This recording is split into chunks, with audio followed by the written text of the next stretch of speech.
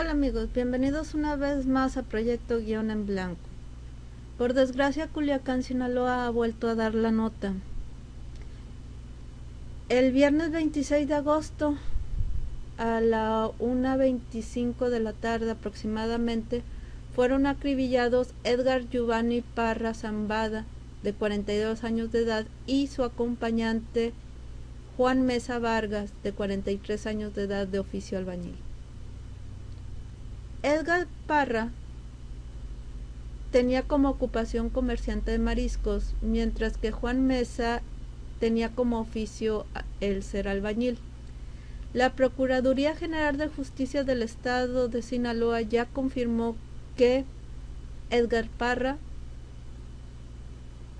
quien fue privado de la vida a balazos sobre la avenida El Dorado en la colonia Quintas, y quien viajaba a bordo de un vehículo de marca Acura de color blanco, era sobrino de Ismael El Mayo Zambada. Entonces, habrían acribillado al sobrino del Mayo, hijo de una hermana de él, y a su acompañante, que al parecer pues su oficio nada más era ser albañil.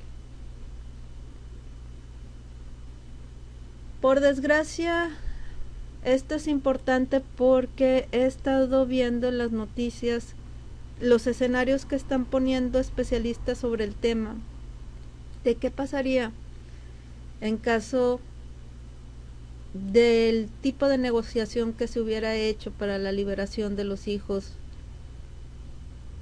de El Chapo Guzmán.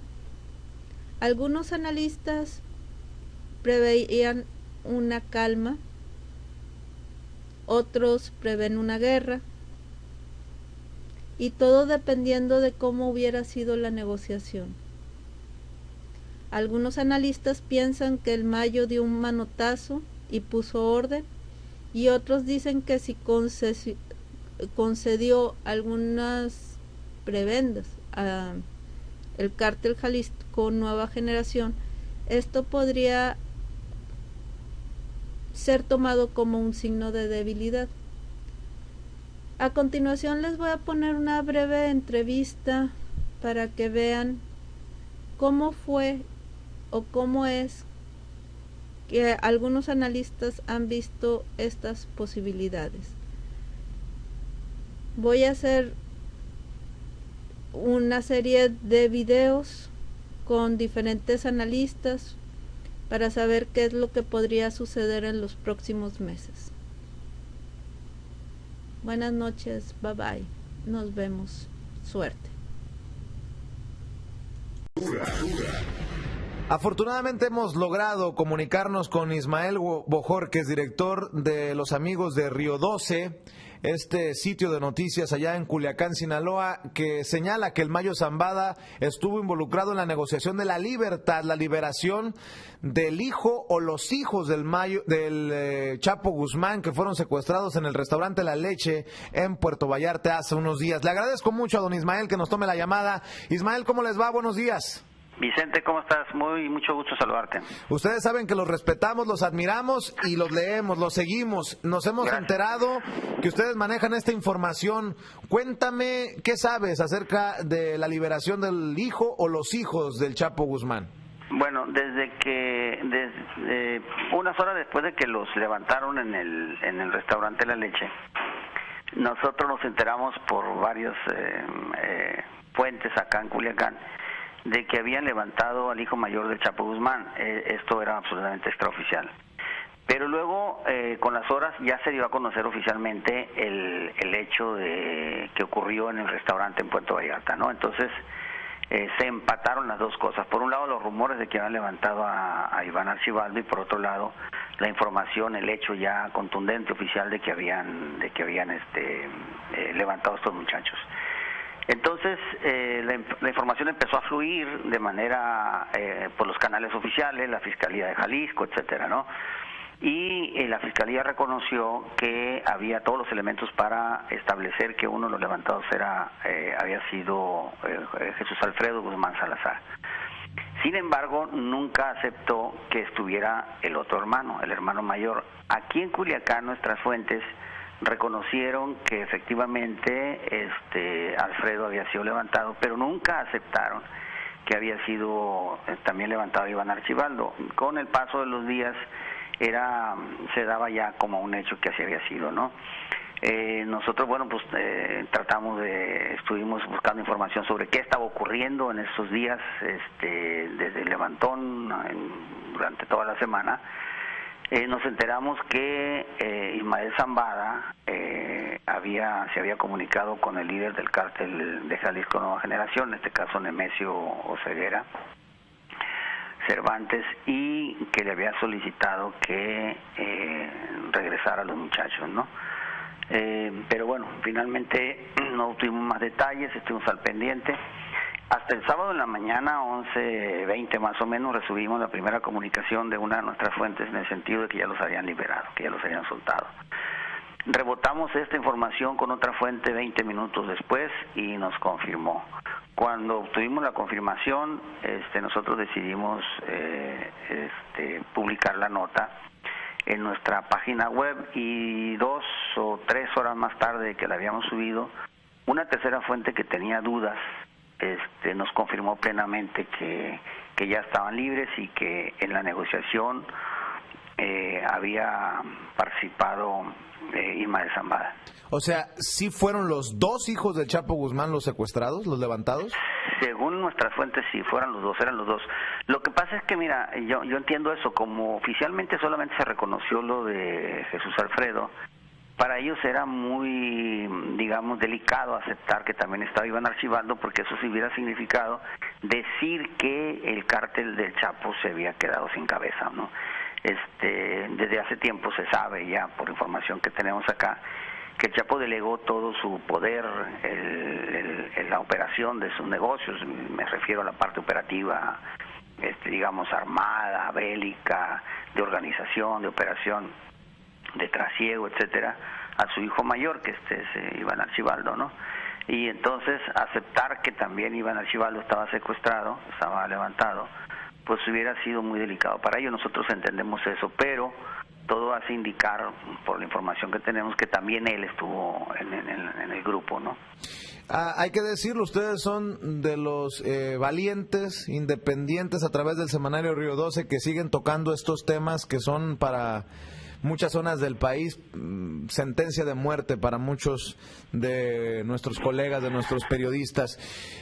Ismael, ayúdanos a entender por qué el Mayo Zambada tendría interés en ayudar en esta situación, porque en algún momento en el transcurso de los últimos años hemos estado reportando que ha habido diferencias entre los compadres, entre el Chapo y el Mayo. ¿Por qué el Mayo Zambada tendría que meter la mano para que regresen a los hijos sanos y salvos? Por muchas razones. Mira, en primer lugar, las diferencias no han sido entre el Mayo y el Chapo. Ellos no solamente son compadres, y eso podría a lo mejor no ser una buena razón, pero hasta donde tenemos entendido, ellos en lo personal siguen manteniendo una buena relación. Tal vez ha existido alguna diferencia en el modus operandi, digamos, del muchacho que está ahorita a la cabeza, que es Iván Archibaldo, con las formas de actuar del Mayo Zambada, que es un narcotraficante, bueno, pues de mucha trayectoria, en fin, ¿no? Entonces, parece que hay diferencias en cuanto a formas de conducir el negocio, pero no precisamente con el Chapo, ¿no? Incluso ha habido algunas diferencias abajo entre Iván Archibaldo y otro de los líderes que habían sido, digamos, uno de los brazos derechos del Chapo, que es Damaso López Núñez, que se dijo que el poder iba a recaer en él. Sin embargo, no fue así, y entonces estos dos liderazgos, el del Iván y el Damaso, se encontraron, ¿no? Pues por lo menos tenemos evidencia de que aquí en esta zona, ¿no? Y entonces Al contrario, quien ha ayudado un poco al entendimiento ahí, a superar las diferencias, es Ismael Zambada García, ¿no? Como el padrino, pues, en estos Así momentos. Es, no lo quise decir de esa manera, pero sí, como el gran padrino, sí. Déjame preguntarte, porque esto es también importante para aquellos que le estamos dando seguimiento al caso.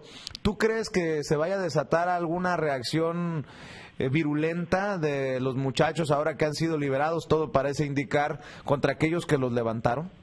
Mira, yo tenía dos hipótesis sobre este asunto.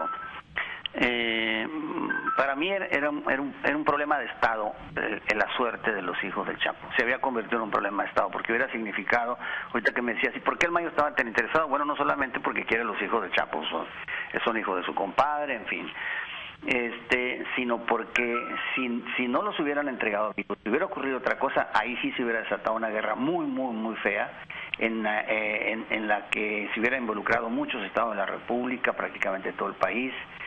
Tal vez una guerra mucho más grave que la que se desató 2008, 2009, 2010, ¿no?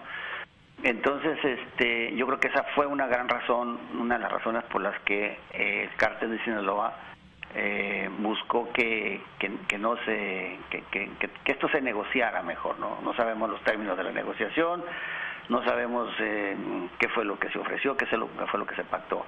Como se regresaron vivos a los plebes, yo creo que por lo pronto las cosas se van a mantener tranquilas, digamos relativamente. No creo que en lo sucesivo, en las semanas, meses que siguen, se vaya a desatar una guerra. Yo creo que algo que se debe haber pactado fue eso. Sin embargo, en el mediano plazo pues ya no se sabe, ¿no? qué puede ocurrir. Sin embargo, yo creo que este hecho de que los muchachos hayan regresado con vida abre un espacio de cierta tranquilidad, ¿no? De cierta paz. Estamos platicando sin censura. Relativa siempre, ¿no? Claro, con Ismael Bojor, que es director del semanario Río 12, allá en Culiacán, Sinaloa.